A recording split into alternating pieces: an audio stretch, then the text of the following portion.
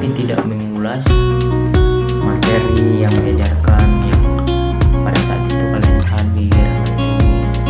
Kalian pasti ujian bakalan susah buat hadapin soal-soal yang tentunya pembahasannya pada materi itu. Oke, sebelum itu kita absensi dulu ya, sebelum mulai pembelajaran.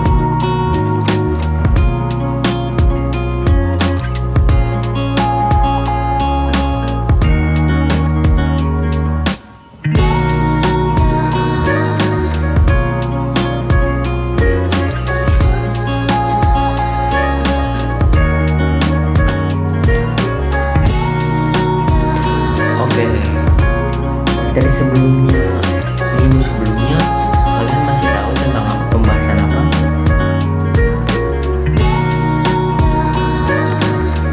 Oh, sistem pemindahan tenaga dibawakan sama bapak siapa? Oh, Pak Erlangga. Masih ada yang tahu gimana komponen-komponennya atau fungsi dari perpindahan tenaga ini sendiri? Ada yang tahu? Oke, mungkin kali ini kita akan membahas tentang spooring dan balensi roda. Nah, dimana nanti kita akan membahas pertemuan 1-2 nya kita itu akan membahas materinya dulu. Nah, setelah itu nanti kalian akan memilih kelompoknya masing-masing. Nanti bakalan dipilih sama bapak random atau kalian sendiri, itu tergantung kalian. Nanti dibilang aja, nanti kita akan sesuaikan. Ini ada berapa siswa? 30 ya, 30 nanti dibagi jadi berapa? 30 nanti kita bagi 5 kelompok aja. Oke. Biar nanti kalian ada dapat bagian untuk melaksanakan praktek tersebut. Nah, sebelum itu spooring dan balancing. Ada yang tahu itu apa spooring dan balancing nggak? Oh iya ya.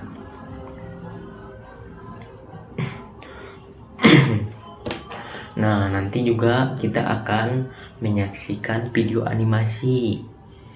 Nah, nanti bapak tayangkan gimana itu spooring dan balancing, untuk penyetelannya juga secara animasi gimana gitu. Nanti kita akan membahas permasalahannya di dunia nyata gimana, dan cara penyetelannya gimana, cara penggunaannya, alat-alatnya juga. Nanti kita akan bahas sedetail mungkin. Lagi.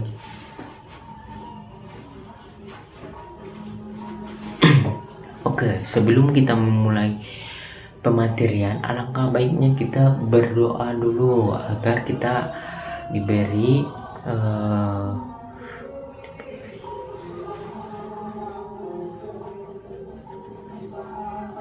Oke, sebelum memulai pembelajaran, alangkah baiknya kita berdoa dulu agar Tuhan Yang Maha Esa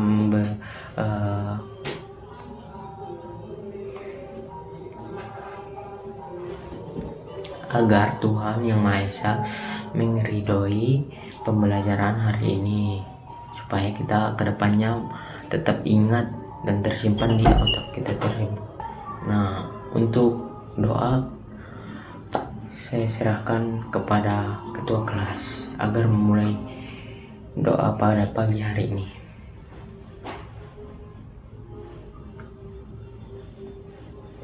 Amin.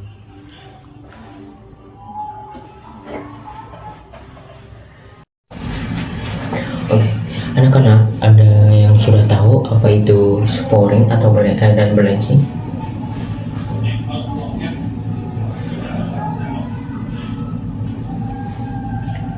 Oke ya, dalam dinamika kendaraan bermotor, roda bukan sekedar komponen karet yang berbentuk bundar yang berputar. Namun, roda adalah salah satu titik kontak antara kendaraan dengan permukaan jalan. Nah, roda juga memiliki dan kemampuan agar si kendaraan bisa berselerasi, mengerem dan berbelok dengan aman. Oleh karena itu, pelajaran ini secara menyeluruh kalian akan dapat menganalisis perbedaan fundamental antara prinsip kerja geometri suspensi, juga menguraikan fungsi teknis dari setiap komponen pada mesin wheel engineer berbasis komputer dan mesin wheel balancer digital. Nah, nanti kalian akan memahami secara mekanisme terjadinya getaran akibat ketidakseimbangan statis dan dinamis pada kecepatan tinggi. Mungkin ada anak-anak yang tahu apa itu definisi dari sporing? Ada yang tahu?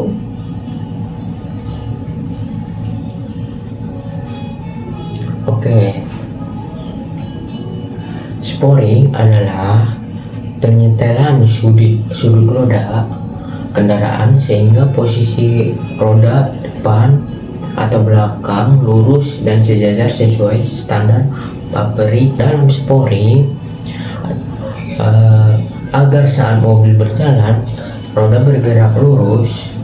Dalam sporing ada beberapa sudut parameter yang disetel, berarti seperti camber, caster, dan toe. Nah, tujuan sporing adalah agar mobil berjalan roda bergerak lurus, tidak menyimpang ke kiri atau ke kanan, sehingga kontrol kendaraan lebih stabil. Nah, contohnya ketika kalian saat naik bus untuk menuju ke stasiun contohnya atau ke pasar, ada sebagian supir itu kadang suka melepas setir dalam kondisi berjalan, tetapi si mobilnya itu masih tetap dalam keadaan lurus. Nah, itulah prinsip dari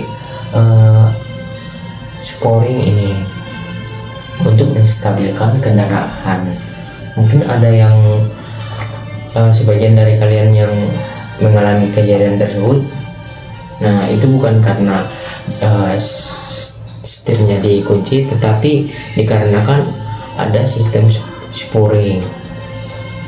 Nah, adapun fokus utama dari sporing ini bukan pada meluruskan setir semata, melainkan memastikan keempat roda tegak lurus terhadap permukaan jalan. Dilihat dari depan tegak lurus, nah sejajar satu sama lain. Dilihat dari atas sejajar gitu, sejajar. Nah, dan juga memiliki sumbu putar kemudi yang tepat untuk stabilitas arah. Dari tadi yang Bapak bilang ada parameter kunci geometri roda. Nah, yang pertama itu chamber atau sudut kemiringan vertikal roda. Ada yang tahu chamber itu apa? Oke, Daniel, silakan. Apa itu chamber?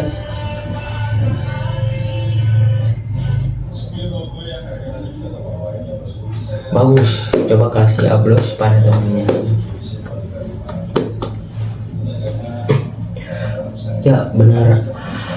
Kurang lebih yang dikatakan dan benar ya. Tapi ini sudut dari kemiringan roda bagian atas terhadap garis vertikal jika dilihat dari depan kendaraan itu mengoptimalkan area kontak telapak ban dengan jalan saat kendaraan berjalan lurus maupun saat menerima gaya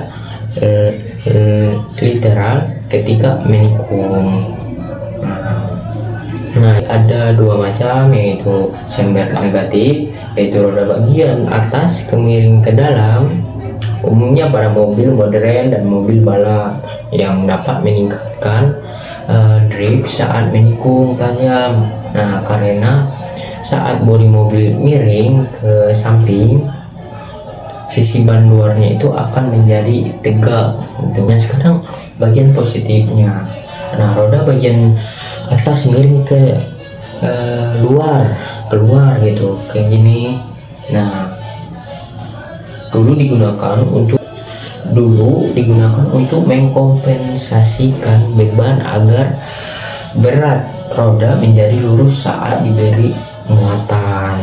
Nah, jarang digunakan pada mobil penumpang modern yang efeknya sampingnya itu jika berlebihan kehausan ban bagian luar. Nah bisa dilihat gambar dari chamber sudut kemiringan vertikal roda ya, kurang lebih begitu. Nah sekarang tester sudut kemiringan sumbu putar kemudi adalah sudut kemiringan poros putar kemudi yang berhubungan ball joint atas dan bawah terhadap garis vertikal jika dilihat dari samping kendaraan. Nah, analoginya seperti roda depan troli belanja itu, sumbu putarnya miring ke belakang sehingga roda selalu mengikuti arah dorongan gitu. Itu yang membuat si roda selalu mengikuti arah dorongan. Kurang lebih seperti ini ya. Nah sekarang sudut toe, ada yang tahu itu toe apa? Sudut kuncup atau buka roda. Nah sudut ini adalah perbedaan jarak antara bagian depan ban dengan bagian belakang ban pada satu poros jika dilihat dari atas gitu.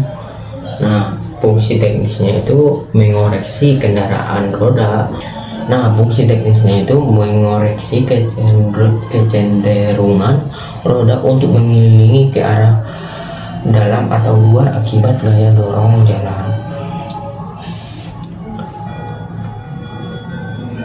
Oke, itu adalah 3 dari, nanti kalian akan diberi alat-alat sporing. Yang pertama itu ada komputer pusat dan database, itu yang dimana otak untuk memproses yang menerima data, mentahan dari sensor di roda, melakukan perhitungan dan mengkonversinya menjadi nilai sudut.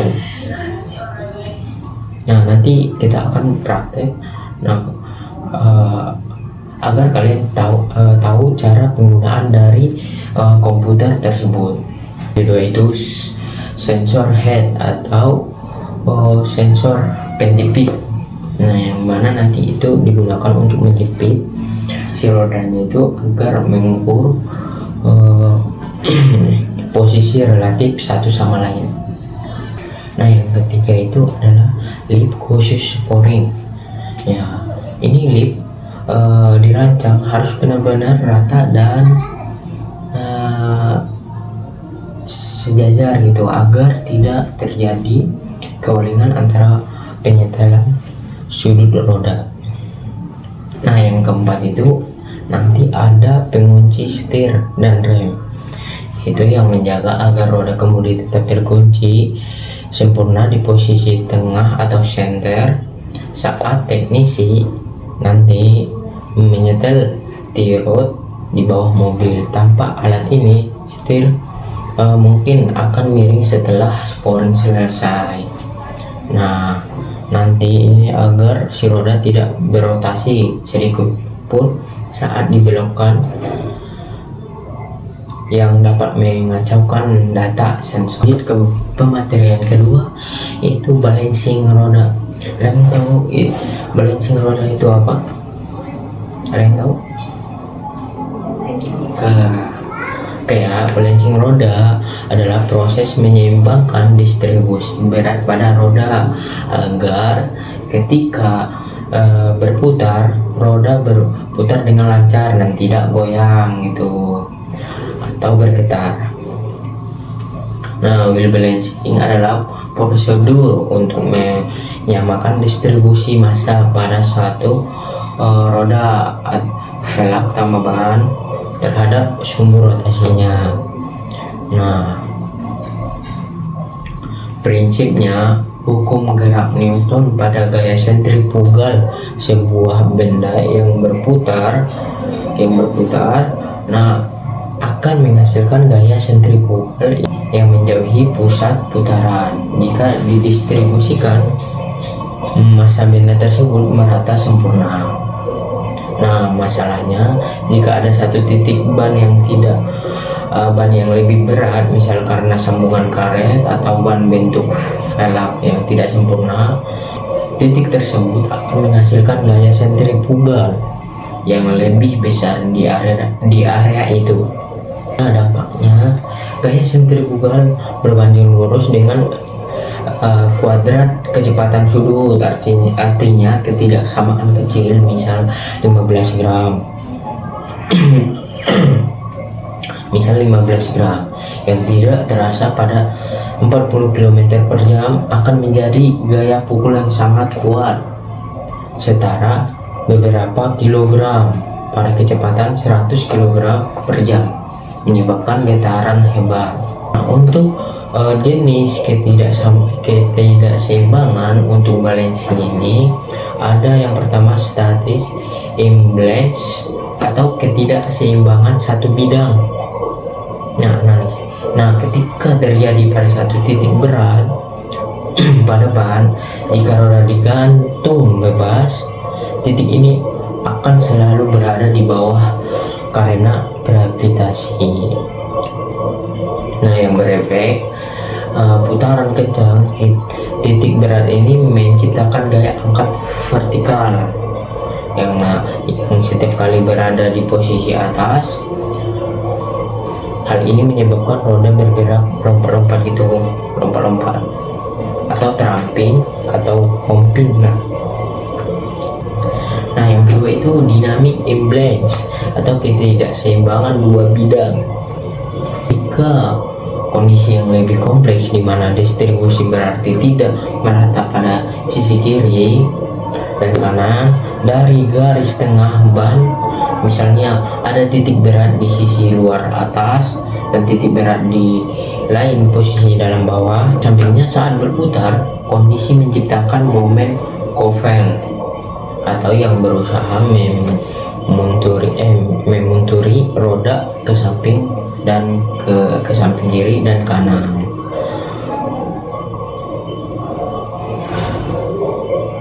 Yang menyebabkan roda bergoyang atau oleng atau disebut wobbling atau shimmy.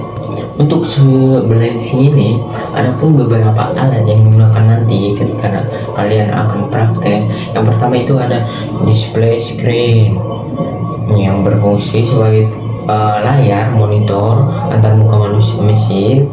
Layar ini tidak hanya menampilkan angka gram tetapi juga menunjukkan simulasi posisi roda dan indikator visualnya.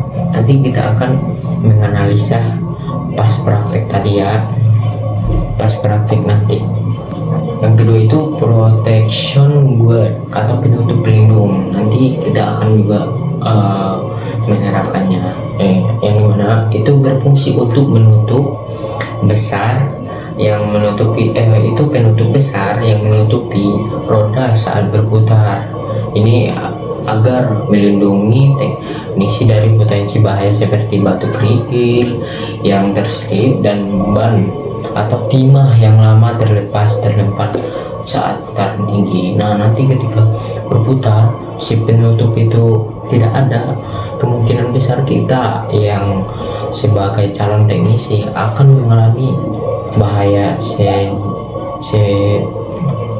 seminim mungkin. Contohnya terkena kerikil yang melekat di ban, kan itu kadang juga suka melekat, ataupun timah gitu. Kalau kena mata itu lumayan sakit ya. Mungkin kalian sebagai calon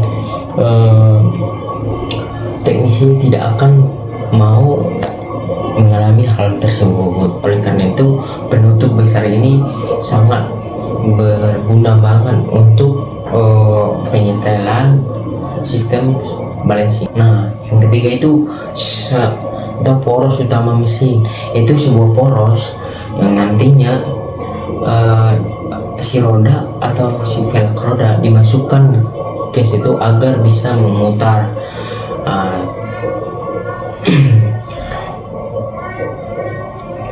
Nah, fungsi sumbu ini juga untuk menstabilkan kerataan pada roda. Nah, yang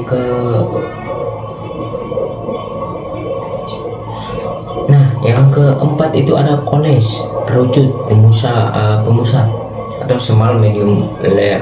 Itu pilihannya ada small, medium, layer.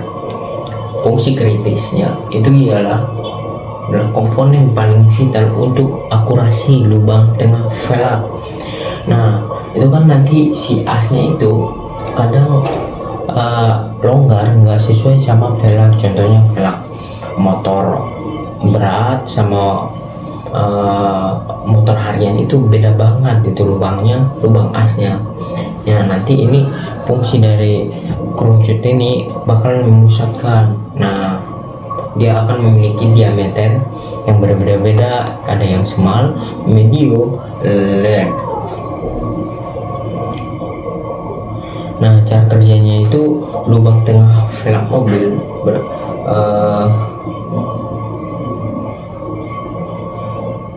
Oke, yang kelima itu ada ring, pressure ring, yang dimana itu mur besar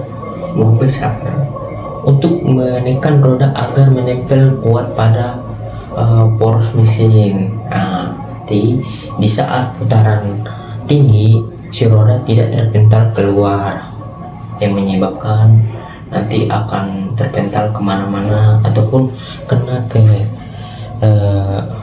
calon mekaniknya seperti kalian.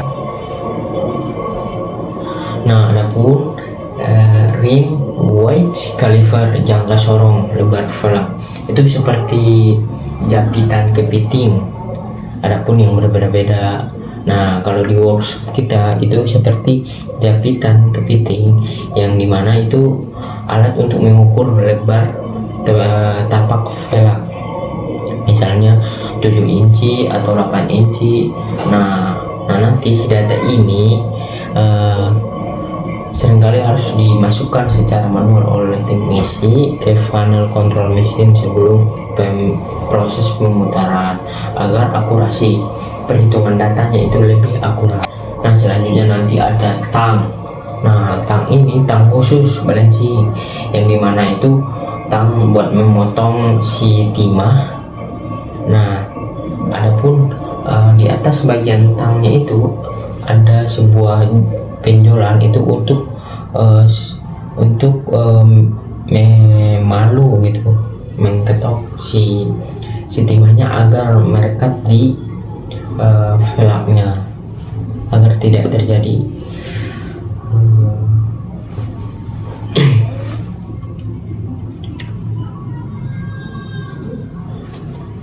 Nah, yang ke-6 itu ada tang khusus balancing. Nah, alat tangan multifungsi yang didesain khusus untuk pekerjaan ini. Yang pertama itu untuk mencongkel dan melepas timah jepitan yang lama kalau masih merekat di velg. Nah, yang kedua itu untuk memotong timah. Nah, yang ketiga itu bagian kepala tang yang rata itu sebagai palu untuk mengketok si timah ke velg. Terakhir itu adalah timah. Nah, si timahnya itu memiliki berat masing-masing, yang tergantung dari nanti si database-nya itu memiliki kemiringan sekitar 5 gram. Nah, nanti kalian akan memotong si timahnya itu cukup 5 gramnya aja, itu bakalan ada di spesifikasi timahnya sendiri. Nanti dipotong, habis itu ditempelin untuk kestabilan roda. Mungkin nanti Bapak bakalan menayangkan sebuah animasi video sporing dan balancing ini sendiri. Nah, nanti kita akan saksikan bersama. Berapa pentingkah spooring dan balancing pada kendaraan saat ini? Tolong dijawab. Oke, beri aplaus untuk temannya.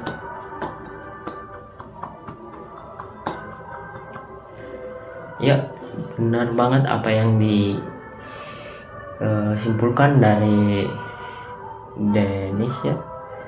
Teman kalian sendiri, spooring dan balancing itu sangatlah penting bagi kendaraan untuk mengoptimalkan mengemudikan kendaraannya tersebut.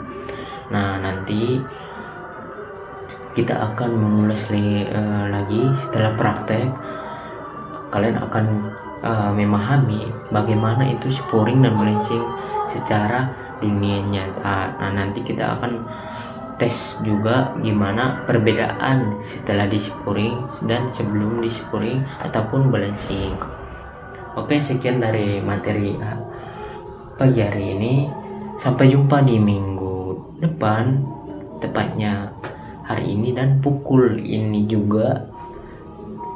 Bila ada kesalahan Bapak, mohon maaf atas kelalaiannya juga. Wabillahi taufiq wal hidayah. Assalamualaikum warahmatullahi wabarakatuh.